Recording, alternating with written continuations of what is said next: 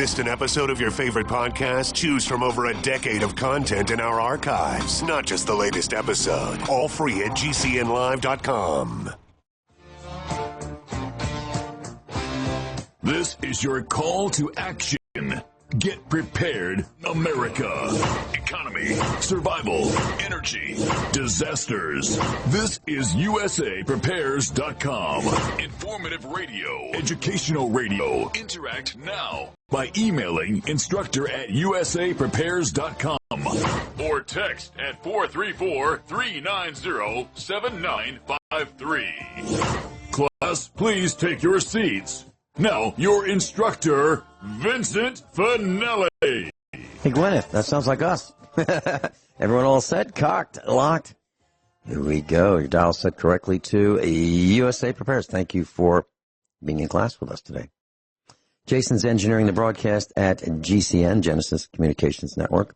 Website, GCNlive.com. You can listen to the archives right there if you'd like.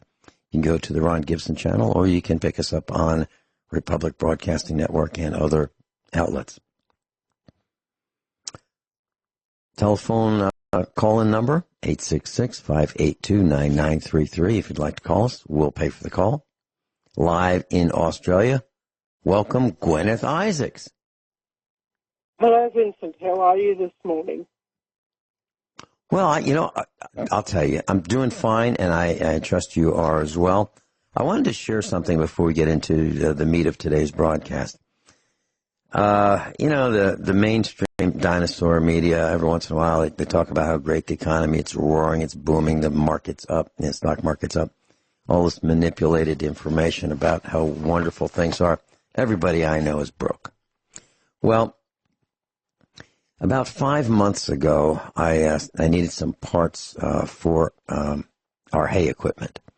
So I went to the farm supply store, and this is a pretty big one. They sell tractors and balers and hay equipment and mowers and front-end loaders and everything you possibly think of, large equipment, all the way down to the hobby farmer. And so when I went in, I saw this large pallet of baling twine. Now, these are, they call them bales, B-A-I-L-S, of twine. And the ones that I like are 20,000 feet in a bale. So it's this big spool, but without a core. There's no inner core. And it's just wrapped on the outside so it doesn't fall apart. And that's it. It's just 20,000 feet of twine. And it was $20 a bale if you bought less than 10. If you bought 10 or more, it was $1 less, $19. So I got 10 bales at $19 a piece. Well, I just got the sale flyer, and, when nobody's buying twine in the wintertime, you can get it on sale now. And the sale price is, the regular price is $24 now. The sale price, if you buy a pallet of them, which is 50 rolls, is now $23.50. So what I'm saying is the price of this one item that is necessary for a lot of farmers if you're baling hay and raising cows has gone up 26-point-something%. So that's going to be passed on to, the consumers, the people who like to eat beef and meat. So that's just one item. Now, at the same time, this is plastic twine. It's not made of sisal. It's not natural. It's plastic. At the same time, the price of gasoline, petroleum, diesel fuel has gone down. So the raw ingredients to make this twine is oil. The price of oil's come down, and the price of twine has gone up. So what I'm saying is, if you think there's no such thing as inflation, guess again. It's not true. There's buying parts. The parts don't last as long, and they cost more. Consumables don't last as long, and they cost more. Printers, they're disposable. Electronics, disposable. Who fixes a computer monitor? You throw them away, right? That's where we are. So the word to the wise is, if you need things, to keep on going, please consider getting them. Forget frivolous, reckless spending for Christmas. Forget that. Only the basics, only the things that you need. And that was the message that I wanted to share with us in the beginning of this broadcast. Gwyneth, any comments about what I've just said? Yeah, it says in the Bible, woe to them that make the measure small and the coinage large. Mm-hmm. So that's the loose translation. It says that the ephah small and the shekel large. But that's what it means. It means like you have a little tiny measure, and then the coinage is got a really, really big figure on it. You know what I mean? Mm-hmm. That's exactly what we're talking about. And it's been about since ancient times. And it means woe, it means trouble. It means there's trouble coming when that happens. The supermarket Aldi, A-L-D-I, it's a German outfit. And it's really popular in this part of the United States because they concentrate on the items that people buy the most, and there's no frills, and the cost is lower than any other store, bar none. So you can get out of Aldi probably with a minimum of 20 to 25% savings every time you go there, compared to Walmart or, the other supermarkets. And we're seeing that Aldi has now fewer and fewer selections. And the shelves are not as deep as they used to be in terms of stocked as deep. And they're not stocked as wide as they used to be. So there are fewer choices, and there are fewer items of each choice on the shelves. And we're seeing something else. I've heard it called shrinkflation. I believe that's the term that Steve Elkins used, shrinkflation. That means that it's getting smaller, and hopefully you won't notice. Same price but smaller, or same price, smaller and higher price. And there's this loaf of bread that's really neat. It's an Italian round loaf. It's not long like white bread would be. It's kind of like if you took dough and just big piece of dough, dropped it on a baking pan, and you baked it that way, kind of like a mound. And it used to be 32 ounces. Now it's 24 ounces. And it's visible that loaf got smaller. No question about it. Visually and by measure. And the price only went down a few cents. So that's a great example of shrinkflation. So class, if you need it, if you think you need it in order to survive, I suggest you really consider it and forget those trips to Disney and all those birthday parties that are meaningless with gifts and extravagance for wedding presents and all that nonsense. Accumulate what you can and get some land and get out of Dodge. That's my advice, and I'm pretty sure that Rich Sheben would agree with that. I'm pretty sure that most of our instructors would agree with that, if not 100%. Gwyneth, your thoughts? I'd absolutely agree with that. I would not. I don't think I would want to live in town these days. Mm-hmm. I had to go into town yesterday to get my groceries, and that's a whole day's trip for us because town is about 50 miles away, and I don't have a car, so I have to get a friend to help me out with transport into the bus stop, and we get the bus in, and then we carry our groceries home on the bus, which is not a little suburban bus. It's a big intercity bus because we go intercity, and then this big intercity bus stops in our little hamlet up the road, and that's how we get to and from town. But I wouldn't stay in town, I don't think, for any reason, really. I think I would want to always come back here each night because, you come back here at night. I can walk around at night here perfectly safely, and I don't think I could do that in any major town, not even the hamlet of 900 people up the road. You couldn't do that, because not even the even small hamlet of about 100 or 200 people that's, a few miles from that place. It's going out of control out there. And maybe I see it better than other people because I'm not in it all the time. I think that if people are in that sort of environment all the time, they don't tend to notice the changes going on. But I noticed it because, I'm just a visitor when I come there. Does that make sense, Vincent? Sure it does. Are you noticing prices are going up on things that are necessary for sustenance and life as well, Yeah. or is it just around? No, Okay. I'm noticing that. We have, my gosh, you go into a supermarket with $100, and you used to be able to get quite a big shopping trolley full of food for $100, basic staples. So you used to be able to pretty well fill up that trolley.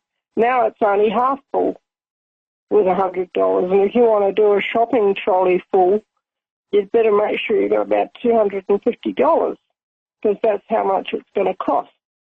And that,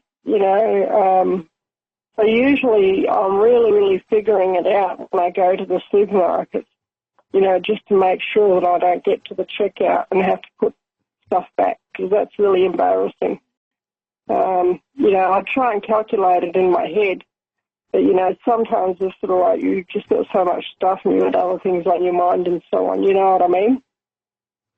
Yeah, but you know what? I have a thought about that embarrassment.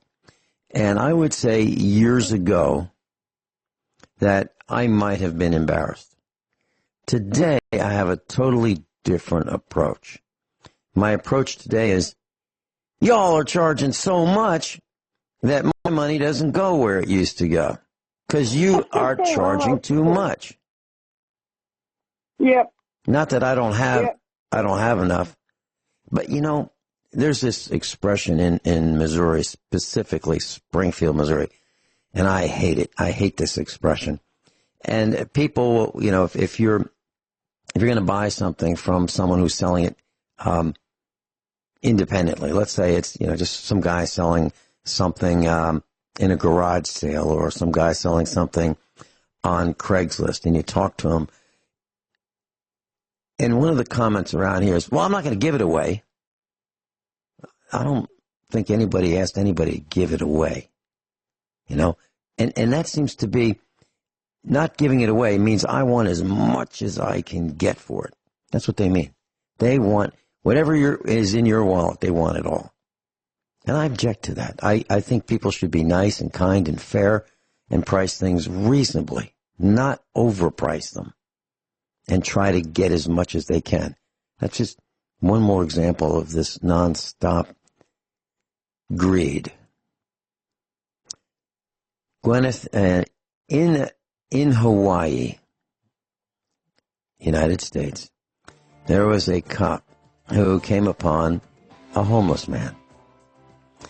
And this police officer in Honolulu police officer, forced this man to lick a urinal in a bathroom, or he would arrest him.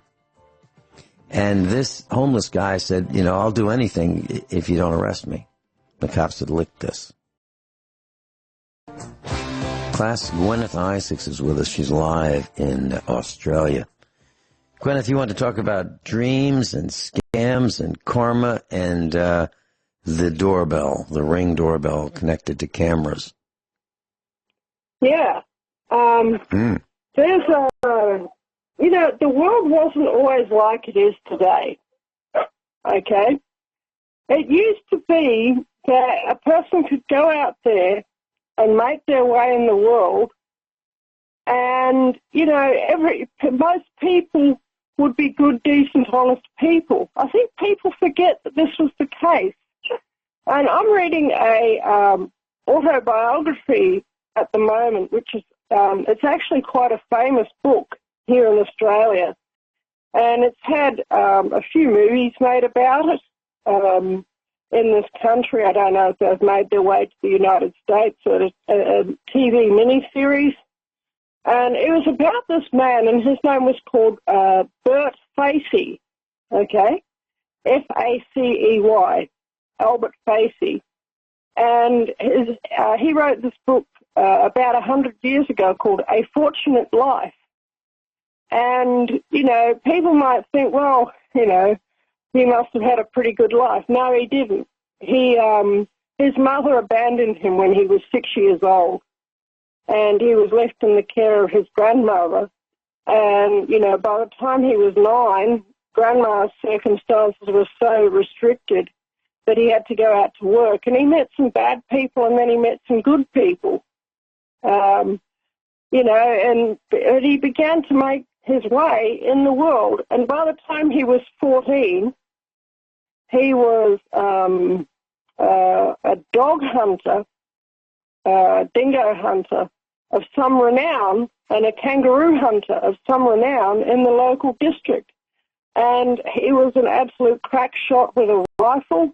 He went to World War I, the Battle of Gallipoli, and, you know, he had all these adventures.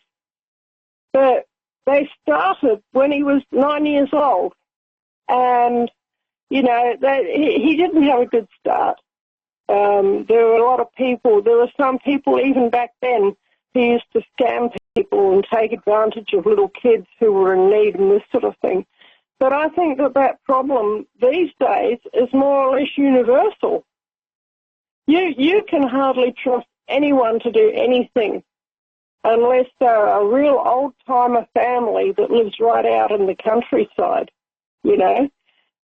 Everybody is out to get what they want, and they don't really care about anyone, and they don't want to provide a quality service, and they don't really give, we have a saying in this country called a rat's backside, you know, about anyone. That means they don't even care, they care more about the rear end of a rat than they care about you.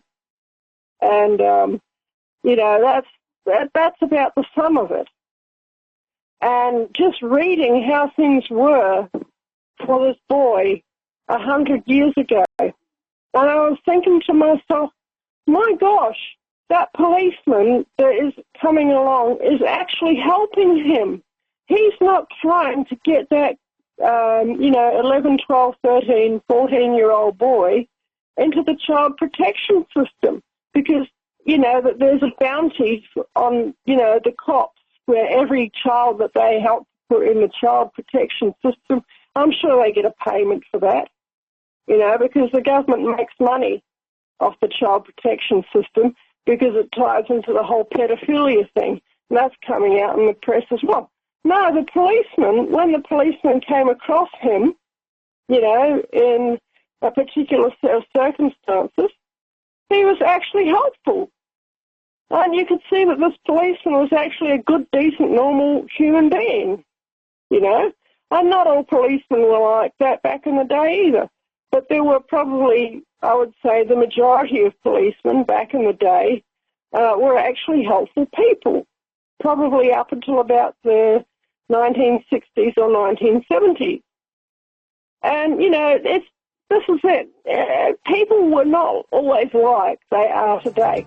But you go and try and sell or buy anything these days, and you are absolutely running the gauntlet. You try and work for anybody, you are running a gauntlet. You might get somebody who's really helpful and is a good person, but probably that's not how it's going to be. Yeah, and, we'll be right. You know, we'll be right back. Yeah. We're going into a break. We'll be right back. So we're talking about cheating, and there's so many examples of lying and cheating and obfuscating and just ripping off customers. Let me give you 3 small examples of companies that have cheated. Volkswagen, the automobile manufacturer, cheated every living thing on the planet by lying on the diesel exhaust emissions. They knew that how the tests for emissions were conducted, so they engineered the computer software to reduce the emissions just for the test type conditions. And then the emissions would go way up under normal driving conditions. So they were, what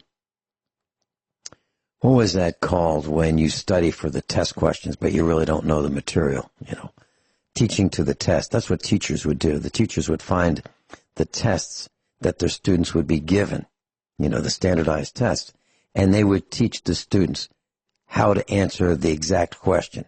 Not to learn the material, to understand, but teaching to the test, to get the test questions answered, correctly, so the scores would go up.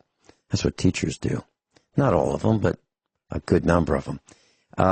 So VW lied, cheated us. And how about Apple? Apple, with their iPhone, they decided that with an update of the software, they could force the battery on a phone to consume the battery's current faster. So if you had a phone that was a couple of years old, you get this update, and then the update would make your battery go dead faster. And then the customers or the owners would say, shoot, this darn thing, a battery is $79. I guess I'll spend the $400 or $500 or $600 and I'll get a new phone rather than replace the battery. But Apple did that.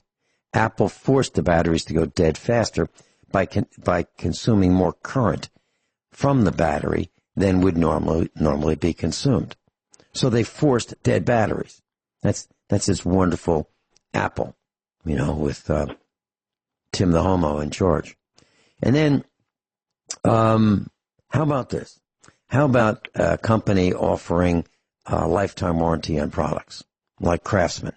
And then when the tool breaks, you bring it back and you find out that, we don't have that anymore. But we have this other one. We'll give you this other one. Different part number. It weighs less.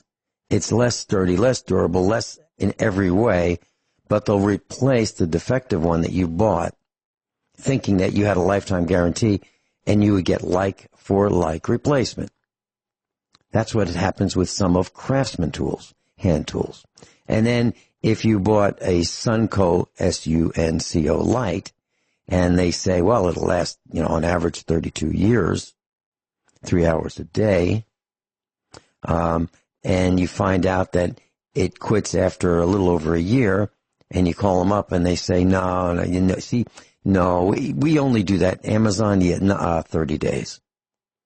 And you look at the package and all indications are that this thing's going to be good for a long time.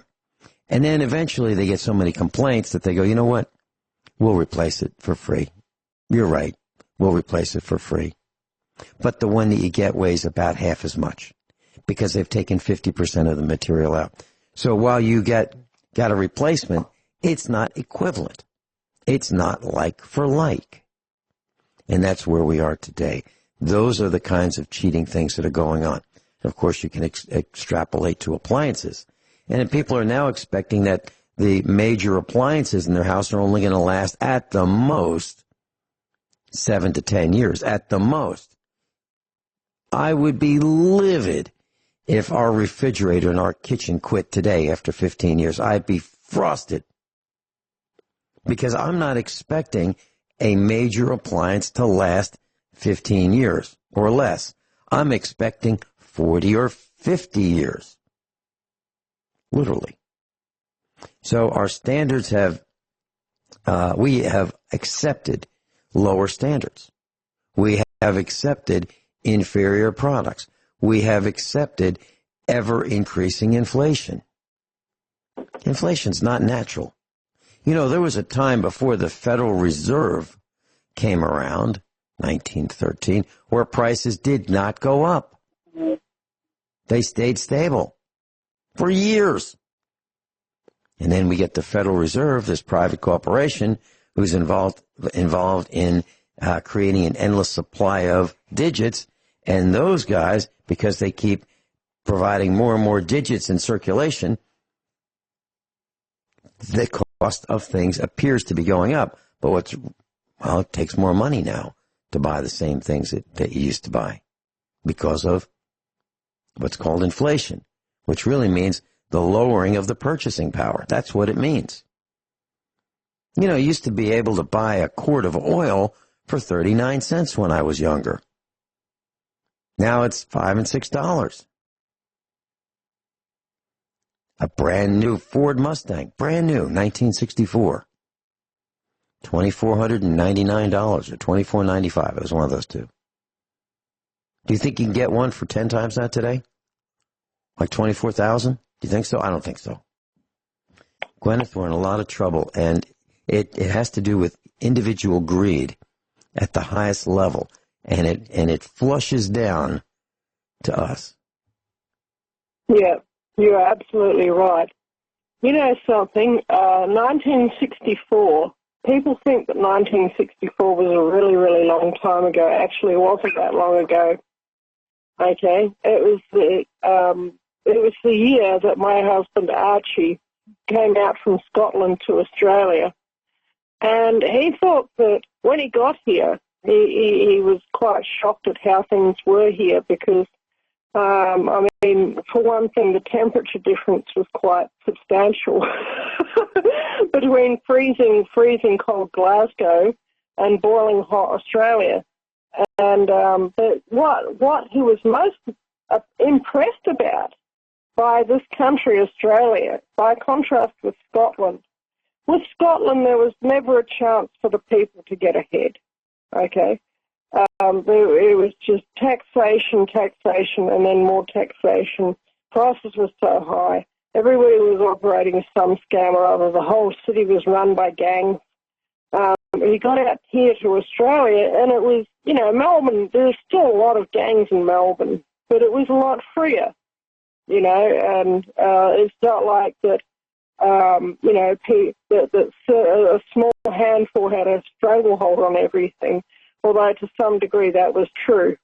And he had to end up joining the Painters and Dockers Union, which was basically a gang, to work, but that's, you know, but he was getting £5 a week, Australian pounds, you know, a week to live on, and that would be something like $10 in today's money.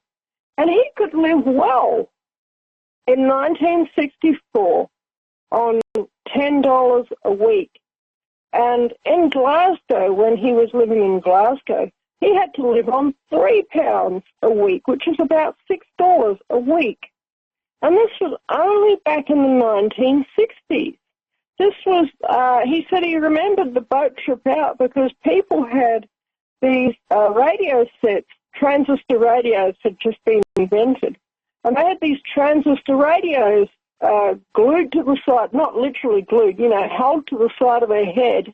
And they were walking around the ship going, yeah, yeah, yeah, yeah, yeah, yeah, yeah, because there was a band out there, and apparently they'd written a song called Yeah, Yeah, Yeah, and it went straight to the top of the chart.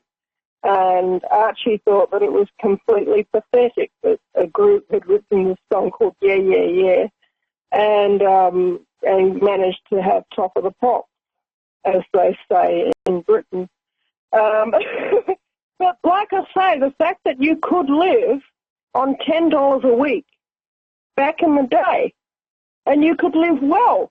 He paid off his first house on that manner of income, and it was a nice place. It was a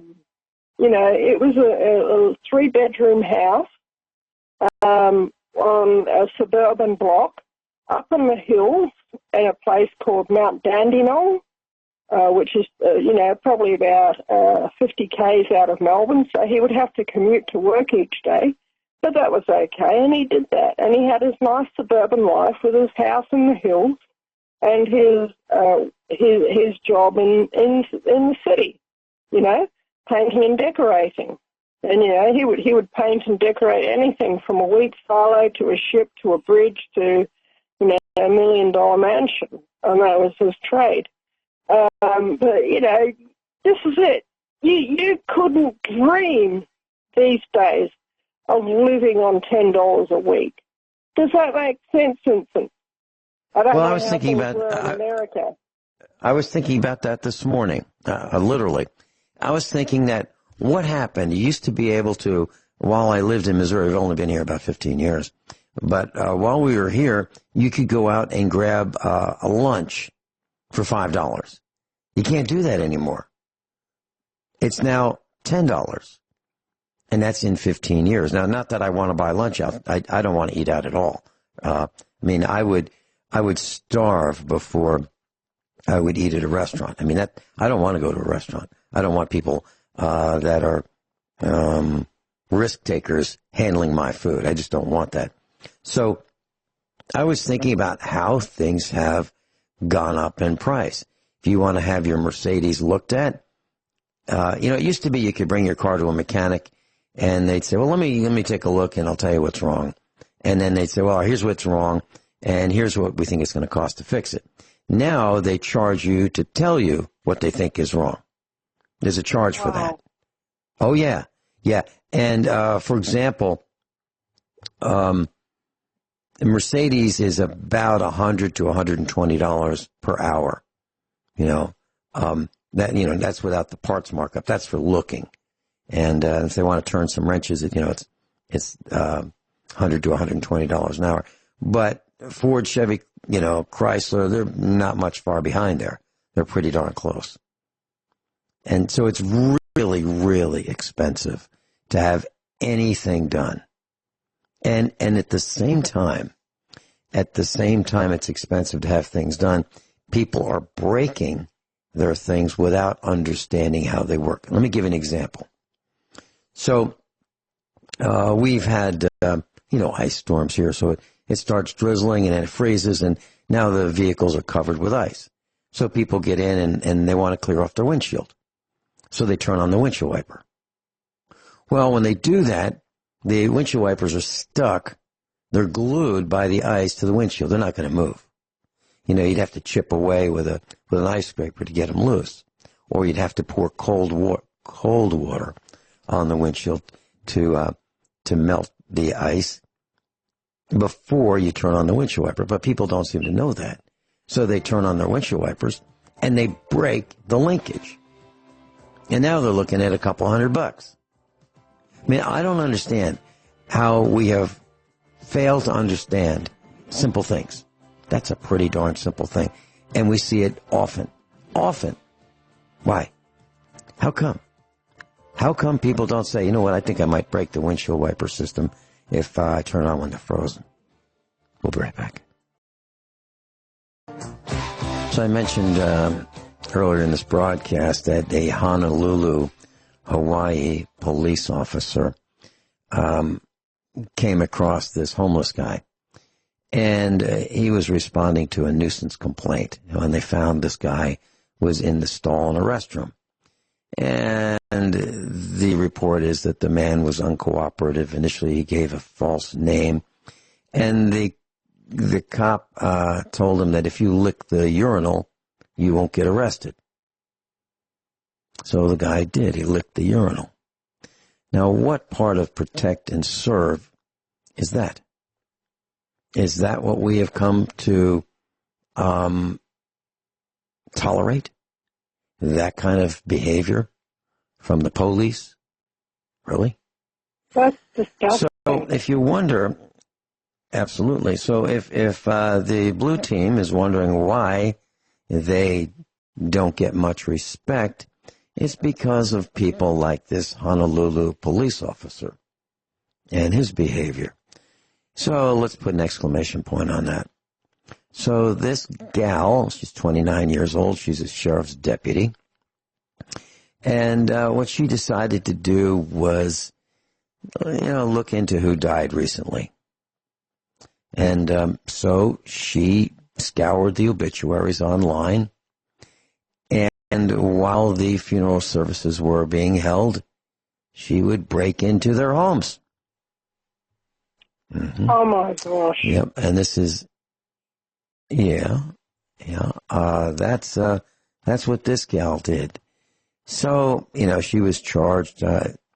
She's in Jefferson County. I'll tell you the specific area a little bit later. But, 29-year-old gal, she's arrested and accused for breaking into people's homes. Now, she was a gal who took an oath to protect and serve and, so forth. I think she means serving herself and protecting her increasing income. Now, why is it? Why is it that her compensation as a sheriff's deputy in Jefferson County was not enough? Why? Why is that? She didn't earn enough, so she had to steal from others. So she is facing up to 12 and a half years in prison, and she may be ordered to pay $25,000 in fines. Fines don't impress me. Restitution is a small start in the right direction. Paying a fine to the government does not impress me at all. She needs to make restitution to those people whom she harmed, and then she needs to spend time in the clink with people who have been put in the clink for other reasons that are not police. And I think the message might, filter through the police departments. Don't drop the soap with you. Right. Even in women's prison. Yeah, because if you're a cop and you get put away, then you're not going to have an easy time of it, because the people who in prison have generally been put there by police. They thought they had a good thing going, and their little lives have been destroyed by the police. Maybe their lives deserved to face some destruction from the police, but that doesn't sort of seem to register in their minds. That all that they see is that I had a good thing going, and then the cop came along and ruined it all, and now here I am in jail, and oh, look over there's a cop. Gosh, fancy that. Wow, gee, I'm having a good day all of a sudden. That's what goes through the mind of a prisoner when they see a fellow prisoner who's on the blue team. Here's an interesting point. I receive a call, every few months from a police officer. And I've talked to him privately. I've invited him to be on the air. He does not want to be on the air with me. He is currently employed. And I asked him many times, do you really listen to USA Prepares? His response is, quote, every day, end quote. And then I asked him, does he think that the things that we say are true? Yes. So here you have a currently employed police officer who listens to us and agrees with the things that we say about the blue team. They are correct. He has never said to me in all the calls and all these discussions, hey, you're out of line, you've crossed the line, you're lying, you're misrepresenting. No, exactly the opposite. He says we're right. Yeah. And when we going get into a break, to the top of the hour news, Vincent, could I talk about, since we're on the topic of Holloman's cartel, could I begin to speak about Lady Catherine Ferrers and about how we have a lesson in what happened in the past, and about karma? Absolutely. And what people have got to think about what they're doing and the consequences. Yeah, and as Norm Shuley says, his favorite kind of karma is instant karma. Guineith and I will be right back. Hour number 2 of USA Prepares. Guineith Isaacs is with us. Guineith, please continue with our lesson today. Okay, yeah. I've had a really interesting week. There's one of the class members out there who is in correspondence with me on a regular basis. Calls it rabbit holing. That basically means that you find something that's interesting. It's like pulling that string on a sweater, Right. Or if you get the picture of a dog and it knows that there's that rabbit down that rabbit hole, and so it's going to dig and it's going to dig and it's going to dig until it gets to the bottom of the rabbit hole, you know, and it's going to figure out what the problem is. And I had this thing that I noticed a while ago when I was researching the life of George Wilson. And George Wilson came to an unfortunate end, okay? He was a pirate, and he was the matelot of Bartholomew Roberts. And what ended up happening was that he was put on trial. He was captured after Roberts was killed, put on trial, and was, instead of being executed, he was found guilty. He, this was me in a past life, and George Wilson did exactly what I would do under that set of circumstances, and he did his darndest to tie the whole legal system up in knots. And whereas, many of the other people, because, all of the trials of the Roberts pirates were recorded and they were published. And many of the trials got like a paragraph, maybe, a few sentences, maybe a page. The trial of George Wilson, describing the trial of George Wilson took 4 pages. And he did his darndest to tie them all up in knots.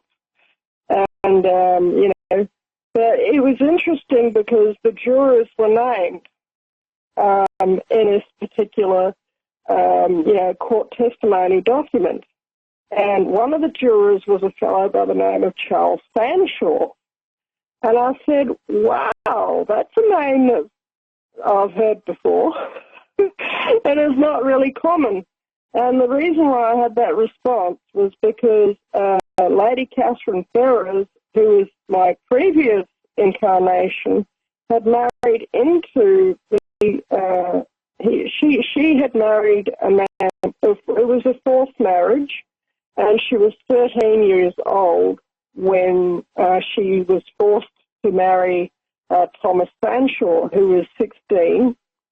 And apparently it was quite common back in the day, but she had not yet gone through puberty and suffered some unfortunate injuries on her wedding night. And she was never able to bear children and never ever forgave her husband. And it's likely, from what I've been seeing in my, past life work, it's likely that the Fanshaws actually had to do with the early demise of Lady Catherine's mother. Okay, now I've got no physical evidence for that. All I've got is what I'm seeing in my past life work. So she had, Catherine Ferrers had a lot of reasons to really, really hate the Fanshaws. And it was something that contributed to when Ralph Chaplin came along, that she decided that she was going to hitch her cart to his wagon and become a highway woman.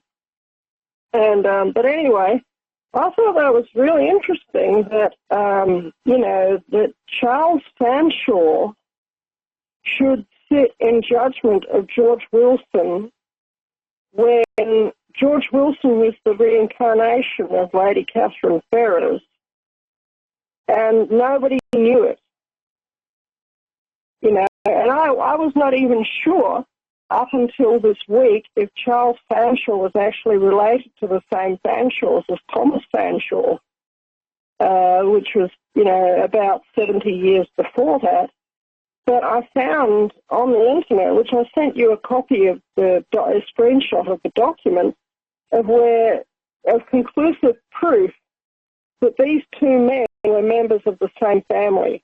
I don't know if one was descended from the other or that they were just family members. I think that they were probably just family members. But this is how karma operates, okay? And, nobody back in the day was doing the right thing, okay? The reason why George Wilson, Bartholomew Roberts, and all the rest of them went pirating in the first place was, in the words of Hal Davis, who was the captain, that forced Roberts into piracy to take revenge on ship captains who were abusing sailors. And what that meant was, hang on, I'll just turn this kettle off. Hang on a moment. That's better. Okay. The ship's captains, they would so abuse sailors that if you were a sailor back in the day and you were on a ship where they had a 1 in 3 mortality rate, where you had, on a 6-month voyage, you might have a 30% chance of dying on the voyage. If you found yourself on such a ship, you would actually consider yourself to be quite lucky, because many of these ships that were sailing around back in the day had 50% or even 2/3 mortality rates, where the chances of you dying as a sailor on one of these ships were between, you had a 1 in 2 to a 2 out of 3 chance of dying on a lot of these ships. And to have a 1/3 mortality rate of the sailors was actually doing pretty well. You know, that ship's captain would pat himself on the back. That's the reason why people like George Wilson and Bartholomew Roberts went pirating. It wasn't. It was also to fatten their own pocket as well. But this is it. You've got to be aware that if you are doing the wrong thing, then there is going to be some pushback at some point along the way, because people are going to say, enough is enough, no more, and we're going to raise the black flag. And, the really funny thing is that the people who claim to be the government, often they have no idea why us plebeians have decided to raise the black flag. They really don't have a clue. The Cape Coast, the people of the Royal Africa Company that conducted this trial, it wasn't an unbiased trial, although there were some men that were acquitted, because every single one of the men that sat on that jury worked for the Royal Africa Company, which was the main company that was being robbed by Bartholomew Roberts and his men. It was not an unbiased jury. It was not a jury of peers. It was it was really something quite amazing to see that people could actually get away with this, because a jury of peers is not something that the Americans thought up. It was something that was a cornerstone of British justice, going back to the Magna Carta. And, would the results have been any different if they'd had a jury of peers? I don't know. Where would they have drawn those peers from? Because practically every white person in the district worked for the Royal Africa Company at that time, either that or they were pirates, so, but this is it. That's the reason why, and that's recorded in the history books, but that's the reason why the Roberts crew was even at first established under Howell Davis. That's the reason why Howell Davis decided to go pirating, was to dispense injustice to ship's captains who were doing the wrong thing. They weren't looking after their crew. It was known what was causing the massive deaths of these sailors, and that was scurvy. And it was known how to prevent scurvy, and that was by providing adequate fruits and vegetables, even preserved fruits and vegetables in the forms of things like sauerkrauts and marmalade.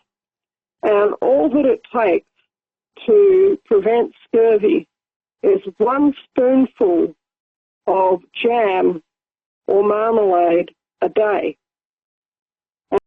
we know that they knew how to prevent scurvy because as soon as the ships went pirate, one of the first things that the pirate captains would do would be to institute a ration of rum punch. And the idea of instituting the ration of rum punch was not to get the sailors drunk. It was to make sure that they ingested some vitamin C. They didn't know it was called vitamin C, but fruit. Because in the rum punch, they would squeeze things like lemons, limes, pineapple, coconuts, all these lovely tropical fruits that the sailors weren't necessarily inclined to eat. But if they were mixed with some rum, if the juice of these things was mixed with some rum, then the sailors would be more inclined to eat them and they wouldn't die of scurvy. So they knew that. The ship's officers all knew it. They all made sure that they had a supply of preserved fruit or fresh fruit for themselves, but they wouldn't give any to the ordinary sailors. And this is a microcosm. The reason why we're going into this is this sort of thing is still going on. You know, people know what's the good thing, what's the proper thing to do, and they won't do it. And because of that, people suffer, people die, and then the people who call themselves our government and our law, they wonder why we all get upset, you know? Around here, they'll just about string you up for raising a litter of puppies, and meanwhile, they're teaching our kids in the school how to be homosexuals. They've got mandatory vaccines, which most of the people just accept these days. I won't accept them because there's no way on this earth that God made that you're going to compel me to inject my child with aluminium salts, mercury salts, aborted baby parts, and cancer cells. You know? Hold that thought. We'll be right back. Yeah. We'll be right back, Guineith. Guineith Isaacs is with us. I just want to let you know on Friday, Kurt Wilson will be with us, the armchair survivalist. And he and I will be just chatting about preparedness kinds of things and things that we see. That's hour number one. Hour number two will be me discussing tips that I think you might want to know, things that I've learned over 68 years. So that's Friday. Guineith, I believe what you're saying, and correct me if I'm wrong, is that the pirates of the seas are just like, in many ways, the pirates on land. And the pirates on land might be called the blue team. Is that what you're saying? Yeah. Yeah, that's right.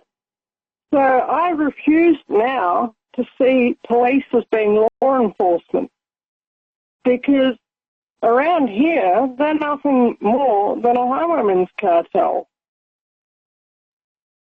So they go out there, okay, and they have their bikes or their cars, and they accost people by the side of the road. They use intimidation and force and a bit of, they have firearms by their side. And if you don't cooperate, they might be inclined to use those firearms. And they have a bounty system where the more infringement notices they issue, the fatter the paycheck is. Okay? And, back in the day, when I was Lady Catherine Ferrers, from what I'm seeing in my past life work, okay, I ran a highwayman's cartel. I know what a highwayman's cartel looks like. And I've been able to come across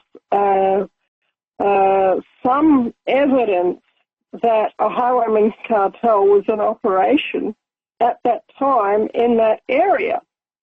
And the truth of it is that I was the magistrate for that area. I was, on account of the fact that actually it was my husband, Thomas Fanshawe, that was the magistrate for the area. So Thomas Fanshawe, but he was he had his own set of problems. because he was a royalist and the English Civil War was going on, and he was spending time in jail, and he was overseas, and he was a lot of the time generally unavailable, which meant that I, as his wife, was there in his stead. So that meant that all of the legal functions of running the estate fell to me, including the legal function of being a local magistrate. And that's why none of the documentation seems to find its way regarding my activities and the activities of my friends. None of it ever seemed to find its way to Newgate, which was the main court, the Old Bailey in London, which was only 80 miles away, but it might as well have been on the face of the moon as far as we were concerned, because we ran our own show, and we ran it quite corruptly back in the day. And I would send my people around, and I would go around myself, accosting people and basically demanding stand and deliver. And if they didn't cooperate, we'd kill them. That was Lady Catherine Ferris, and that's how she operated. And she's, there's a lot of evidence through the local folklore that that's how she operated. And what the local police are doing is no different whatsoever than what we did back in the day. They've got the court system tied up. They've got, they've got a bounty system. So basically, the more infringement notices they issue, the more they get paid. But they have to pay off a certain amount of that money that they collect to the state. Just like back in the day when I was Lady Catherine Ferris, my men had to pay a certain amount of money to me, or I would have them arrested and hung. But if they did that, then everybody would be, I would be happy, they would be happy. I ended up being reasonably prosperous. Hold that thought. We'll be right back. That's exactly how they're operating. Guineith Isaacs is with us. Guineith, during World War II, there was an all-encompassing fear and distrust of the Third Reich, from the top to the bottom, from the boss to the infantrymen, from the infantrymen to the police. They were all distrusted by the people when they found out what they were up to. And I'm looking at today, and I'm thinking about how much do we trust from top to bottom the various governments in the United States. For example, in our local governments, we have people who sit on the other side of the counter, and they want from us. They want what? They want our money. They want information. They want statistics. They want us to sign contracts with them. They want us to pay and pay on everything. In the corrupt state of Missouri, we have to pay to buy a car, sales tax. We have to pay to keep the car, personal property tax. We have to pay for inspections and licenses and taxes on the oil and the gasoline and any service parts. And the list goes on. Okay, that's just one type of thing, a vehicle. Okay, so the people who sit on the other side of those cashier windows, if you will, want from us. Yeah, the enemy. Now, right, well, people are looking at, and they would be the clerks. They'd be the bottom of the totem pole within the government corporations. So they're the ones that are saying, well, no, you got to do it because that's the rules. Okay, so they are the enforcers of the rules, and if they don't get to enforce the rules, they'll call their friends and coworkers who happen to be wearing uniforms and carrying guns. Now people are, I believe, are looking at the entire structure from top to bottom as the same. They used to say, well, yeah, she or he, behind the counter, they're just doing their job. Now they're saying, no, they're all part of the same cartel. They're all in it together. And the way I look at this is, the poor guy or gal who's working one or two jobs, just barely making it, is, really struggling and having a tough time paying their bills. And they're worried about getting laid off and fired because, well, the company's not doing so well, and they're going to have to cut expenses, and sales are down, and they're in fear of losing their income all the time. And then on the other side of the equation, you look at the people who work for the government, corporations, and they're not in fear of losing their jobs at all. But they're passing more and more and more rules and enforcing more and more rules that are forcing their customers, meaning us, the bottom 93%, to go under. And they think it's okay. They have no idea that they are the problem. They are the bloat. They are the enforcers of these ridiculous rules that are crippling our country. And they think they're immune from the fallout. And some people are looking forward to them being involved in the fallout, meaning them losing their jobs because, well, frankly, the rest of us just can't pay anymore and have had it and have raised the black flag. I can see it happening. I'm not advocating it.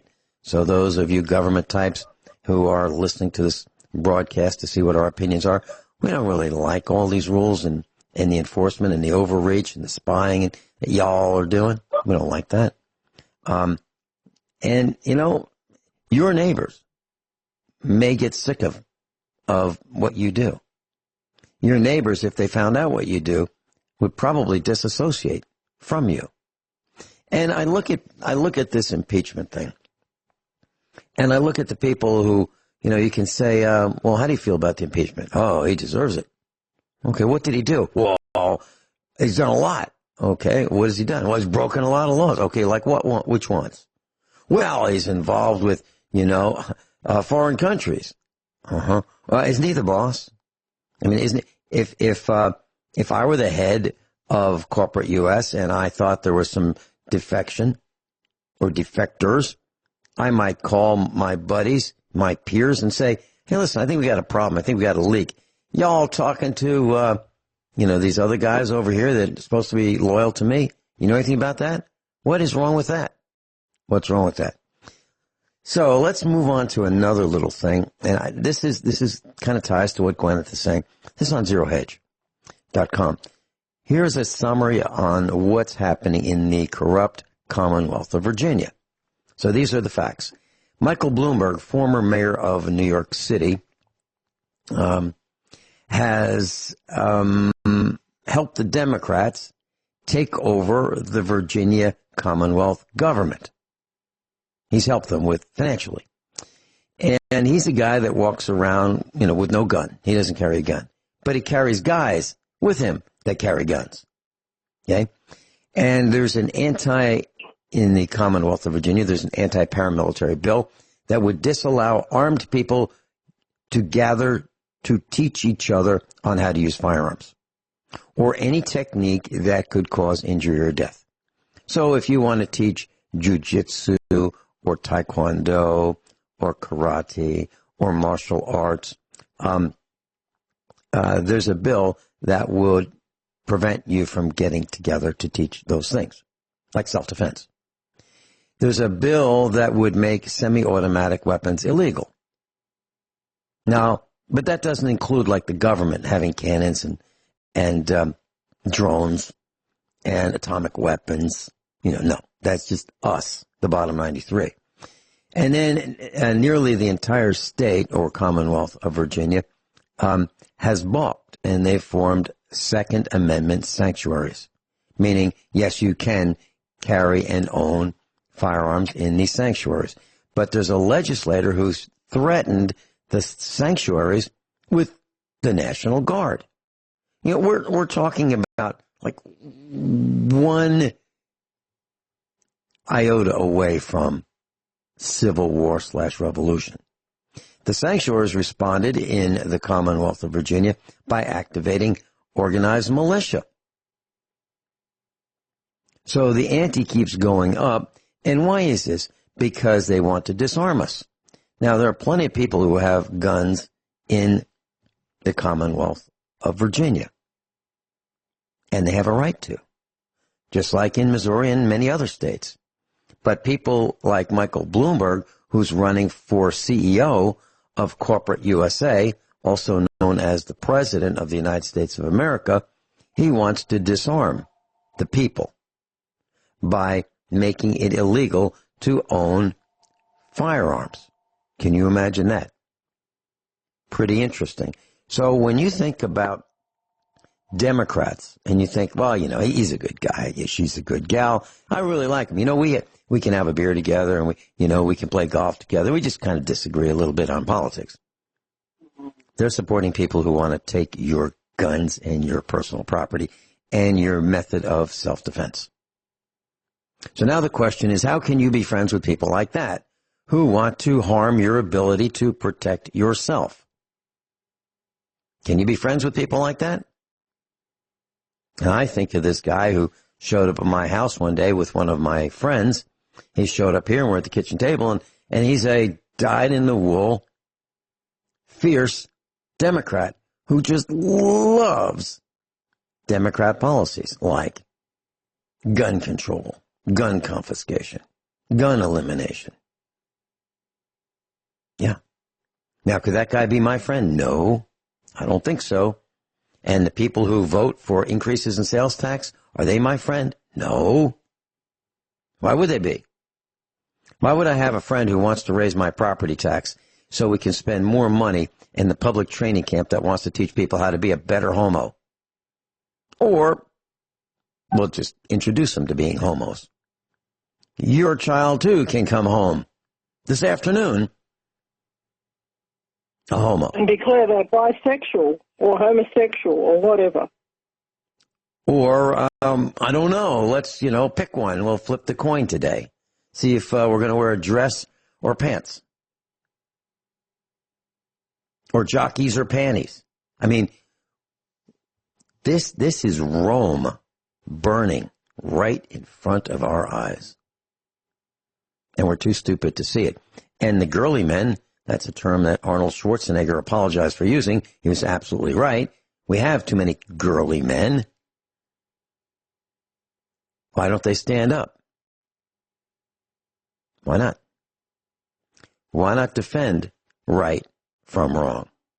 Why not defend keeping some of your hard-earned wealth? So, class, how much do you pay in taxes? Some people might say 15%. Some might say 25. Some might say 35. If you add it all up, you're going to see like 65 to 75. If you add it all up. And if you're wondering why you can't do what my dad did, my dad, when he became a teacher in the 1950s, earned $2,400 a year. But then they paid him another $400 because he taught extra hard subjects like science, and he taught after school students, and he taught music. So he did a lot more, and he got $400 a year more for that. $400 a year more. And with that, we had a house. My mom and dad had a car. It was a new house, brand new. My dad was swinging a hammer and sawing with a saw to help build it. He was one of the guys that built the house. It was a new house on $2,800 a year. And they had a child, had me. And they could do it on $2,800 a year. How's that possible? Well, it's not possible today. The average price of a home is like the least expensive state. It's like 180 grand. It's because of the oppressive taxation that we are all enjoying. And we have stupid people voting for higher taxation. Pass the school tax. Pass the police tax. Pass the fire tax. Let's keep passing taxes. That's what people are doing. There's hardly a tax that people don't like. We have to stop Michael Bloomberg from becoming selected as CEO because he will confiscate your weapons. And he's not the only Democrat. Guineith, any comments? Well, I would say that the entire Democrat Party, from what I gather, is, just the Communist Party of America. That's what I'm seeing, that if you scratch the surface, that's how it's going to be. Because we're talking about total tyranny, you know. But what these people don't understand, who, you know, like I said, hitching their horse to this cart called communism, number one, sooner or later you run out of other people's money. And what I'm going to say next, I'm just stating historical fact, what has happened time and time again in history. Number two, they're forgetting, okay, the United States was founded under Section 61 of the Magna Carta, okay, which says that when tyranny becomes law, then rebellion becomes obligatory. So, class, if you choose this homework assignment to accept it, Shades of Blue, it's a television series. It ran for a couple of years, and it will be an eye-opener as to the crime, the corruption that is possible as fiction. But, boy, it looks like a documentary to me. Shades of Blue. It ran from 2016 to 2018. Absolutely riveting. It will be one of those things that you just won't be able to stay away from. Guineith, you were going to talk also about dreams and doorbells, you know, these monitoring doorbells. Did you want to talk about that or move to something else? Yeah. Dreams.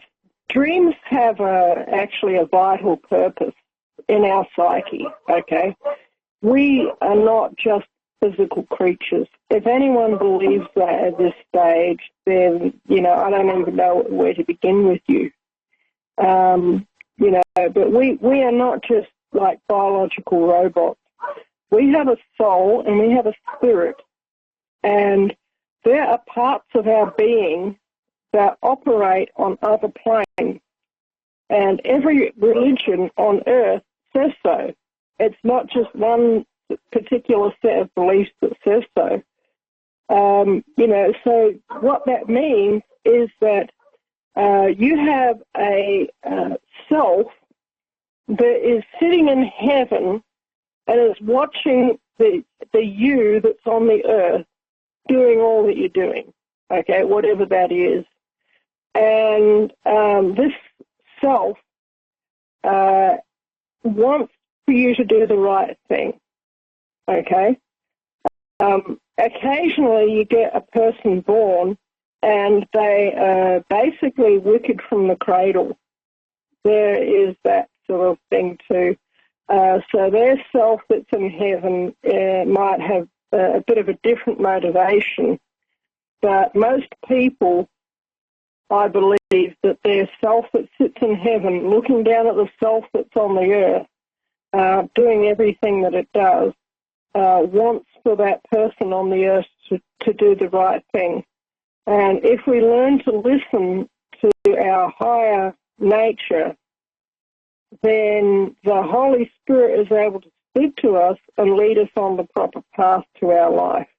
And a big way that we can see that is through dreams. Now, I had dreams or nightmares, actually, for many years as a child and as an adolescent and as a young adult and even into, you know, later adulthood, leading up to where I am now. And I would have dreams of walking through dark tunnels and exploring chambers, and I couldn't make hide nor hair of this dream. I didn't know what it meant. And then about a year ago, I had a version of this dream where I dreamt that I was in a forest and I went into the tunnel and I explored the chambers, and then I came up inside a chimney, and I found myself in my house in the dream, but it wasn't the house that I have here. It was a big old manor house, but that was my house in the dream. And it was about 2 weeks after that I learned about Lady Catherine Ferrers. And I figured out pretty quickly by looking at her face and remembering the dream, reading her story, and remembering what Archie had said and what we had seen in our past life regression work, that this was who I was in that past life.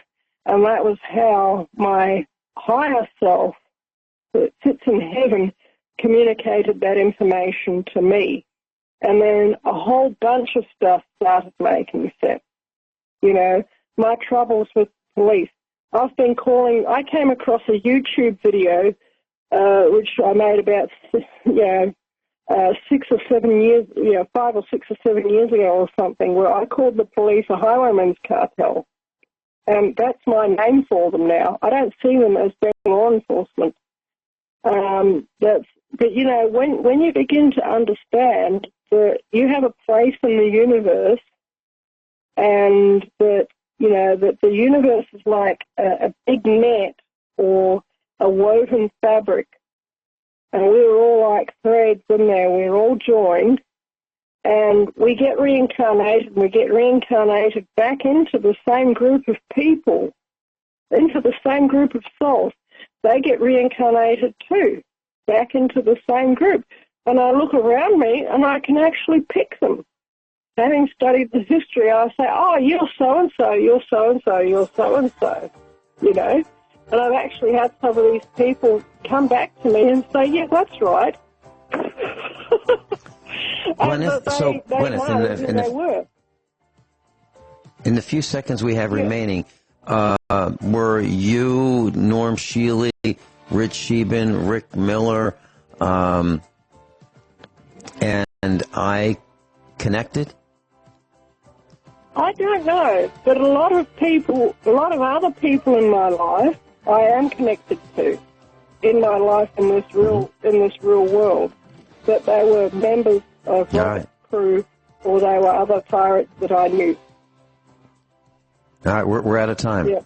Guineith, thanks so much. Oh, God bless and have a great week, won't you?